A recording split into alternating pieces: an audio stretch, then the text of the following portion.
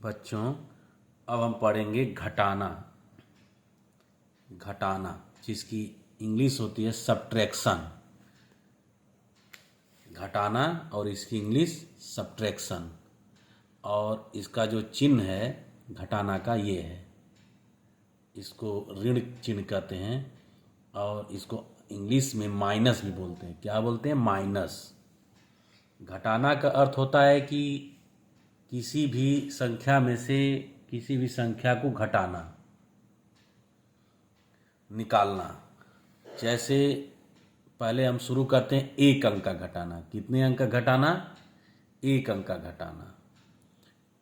तो एक अंक का अर्थ है एक से लेकर 9 तक की संख्या को एक ही अंक कहते हैं, और 9 से ऊपर बढ़ते हैं 10 तो वहाँ से 2 अंक की संख्या शुरू हो जाती है। मान लीजिए आपके पास 8 रुपये हैं। कितने रुपए हैं? 8 रुपये हैं। 8 यहाँ एक अंक का है। उसमें से आप 4 रुपये खर्च कर देते हैं। कितने रुपए खर्च करते हैं? 4 रुपये। जो खर्च किया जाता है उसको नीचे लिखते हैं और उसके आगे ऋण यानी माइनस का चिन्ह लगाते हैं। किसका चिन्ह लगाते हैं? माइनस का। फिर उसके नीचे लाइन लिखते हैं, लगाते खींचते हैं। लाइन इसलिए खींचते हैं कि जो घटाने के बाद उत्तर आएगा उसके नीचे लिखा जाएगा। तो हम 8 में से 4 को घटाएंगे, क्योंकि 8 रुपये आपके पास है, 4 रुपये खर्च हो गए, तो बचेंगे कितने? तो हम पहले 8 लाइन खींच लेते हैं। 1 2 3 4 5 6 7 8। अब इसमें से 4 लाइन, ये 4 है, 4 लाइन नीचे से निकाल देते हैं। 1 2 3 4। ठीक, बची कितनी लाइनें? 1 2 3 4। तो यहाँ 4 हम लिख देते हैं। आपको घटाना समझ में आ गया होगा एक अंक का। ठीक है, तो फिर अब हम एक क्वेश्चन और लगाते हैं घटाना के, इसको मिटा देते हैं।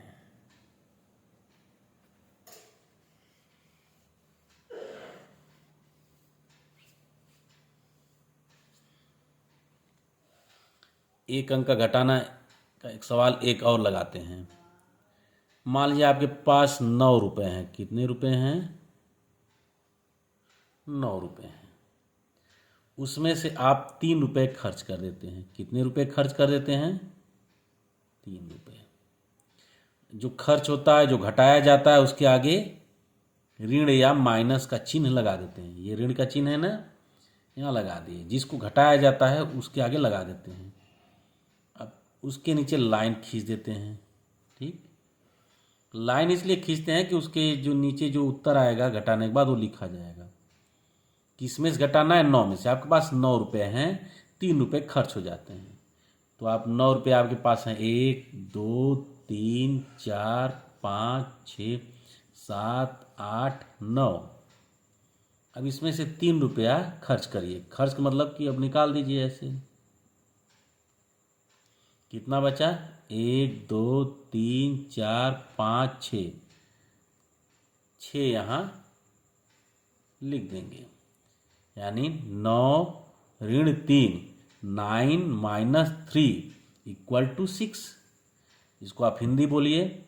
9 ऋण 3 बराबर कितना आया? 6। तो एक अंक का घटाना आपको समझ में आ गया। अब हम लोग चलते हैं 2 अंक का घटाना।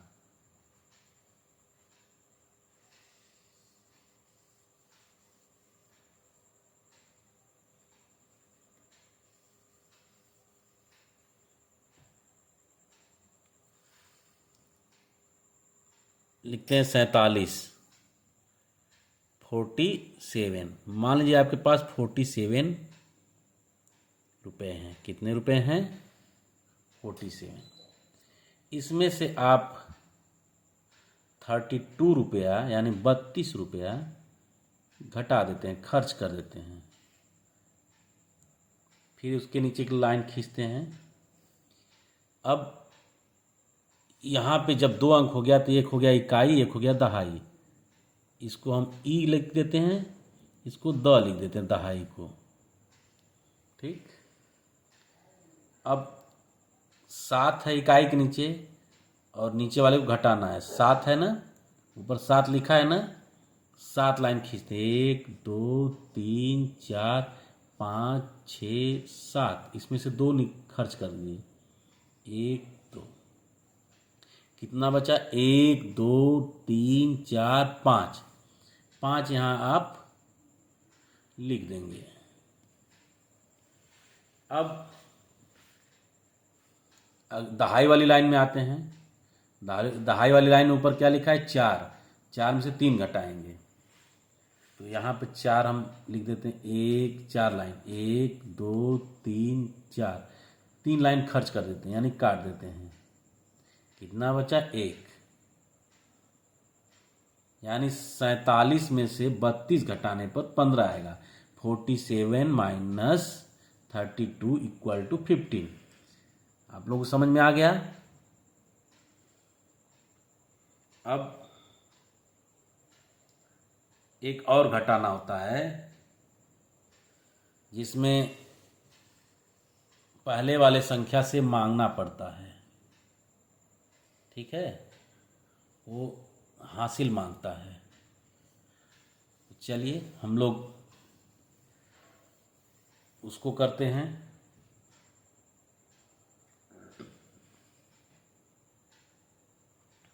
मान लीजिए हमारे पास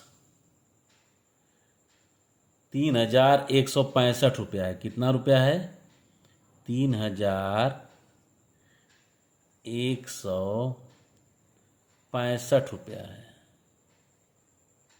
और इसमें से घटाना कितना है, 2495।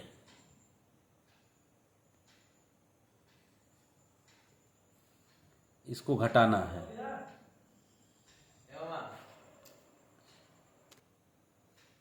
अब 3165 में से ऋण 2495 घटाना है। तो 5 ऊपर लिखा है और नीचे 5 है।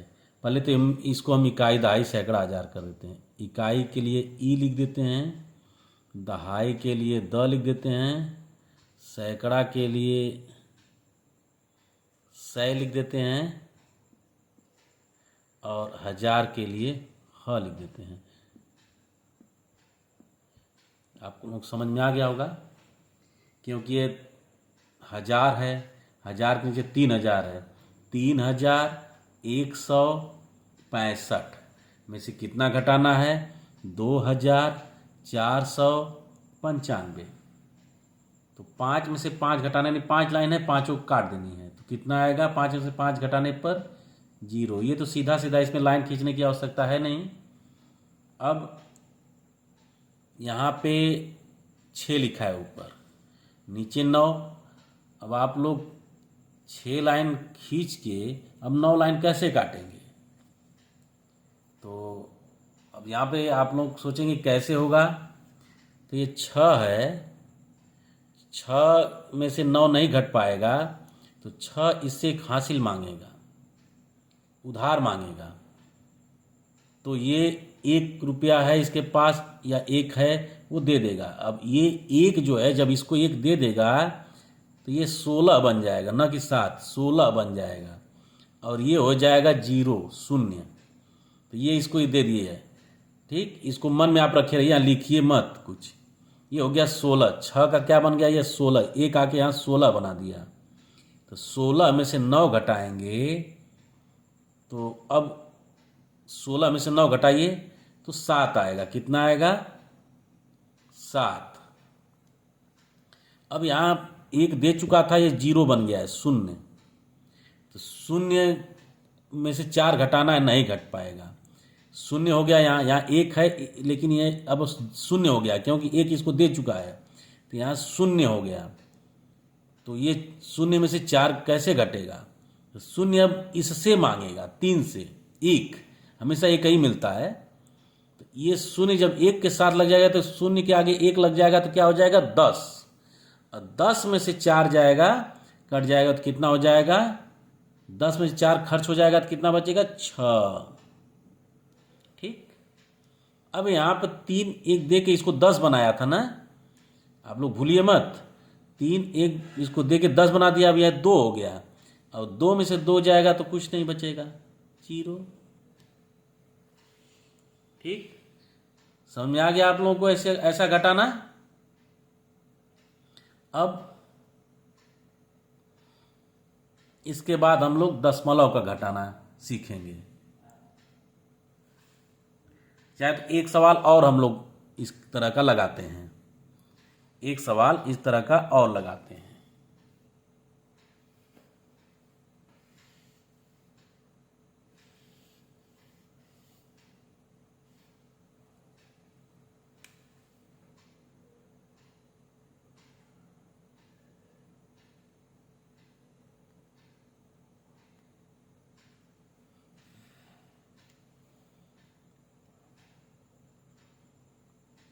चार हजार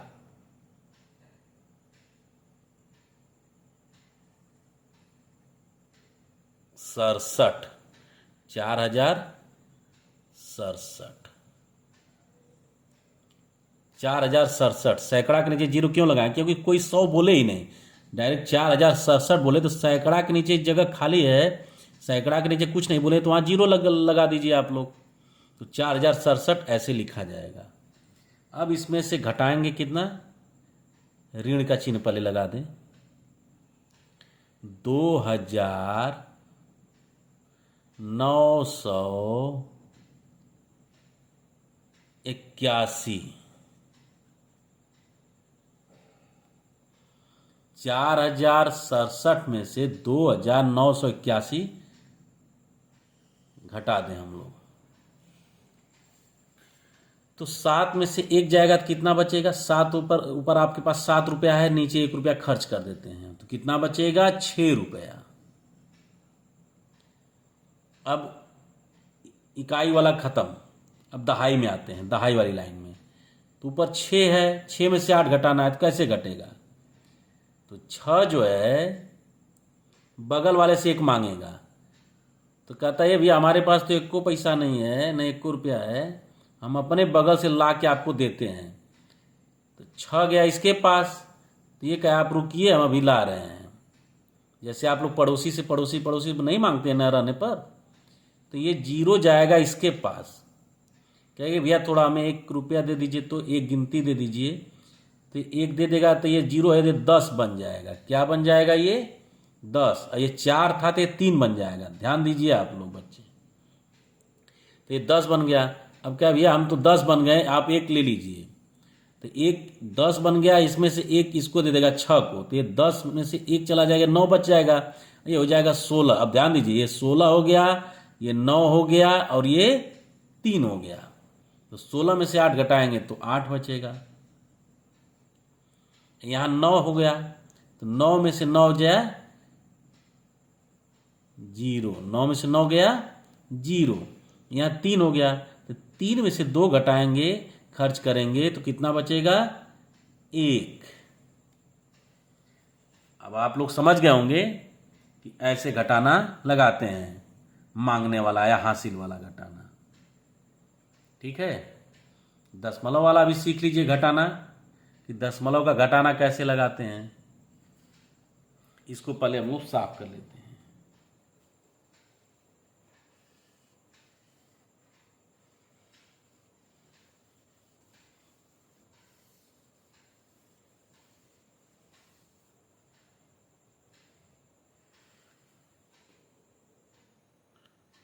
चार 415.85 में से 4.3 घटाना है। कितना घटाना है 3। अब यहाँ खाली तो 0 लगा दीजिए, दशमलव में चलता है ये 30 नहीं, ये 3 ही कहलाएगा। अब घटाना किसको है? 4.30 को। तो यहाँ ऋण का चिन्ह हम लोग लगा दें। ठीक, अब एक लाइन खींच लेते हैं जो उत्तर आएगा उसके नीचे लिखने के लिए। तो यहाँ 5 में से 0 घटाने पर 5 ही आएगा, क्योंकि 5 है उसमें से 1 रुपया नहीं खर्च होगा, एक भी नहीं खर्च होगा, तो क्या हो जाएगा? 5। 8 रुपया है, 3 रुपया खर्च करिए, कितना होगा? 5। अब ये दशमलव के नीचे दशमलव, जोड़ की तरह इसमें भी दशमलव के नीचे दशमलव लगता है। अब 5 में से फिर 4 घटाइए, 5 रुपया है आपके पास, 4 रुपये खर्च हो गए, नीचे खर्च वाला है ना, ऊपर आपके पास है, नीचे खर्च करना है। तो 5 में से 4 खर्च करिए, कितना बच गया? 1।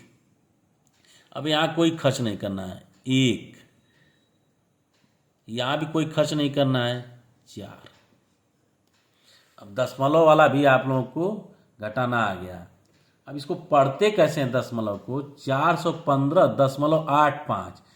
इधर पूर्णांक होता है, इधर पूर्णांश, इधर क्या होता है? पूर्णांक।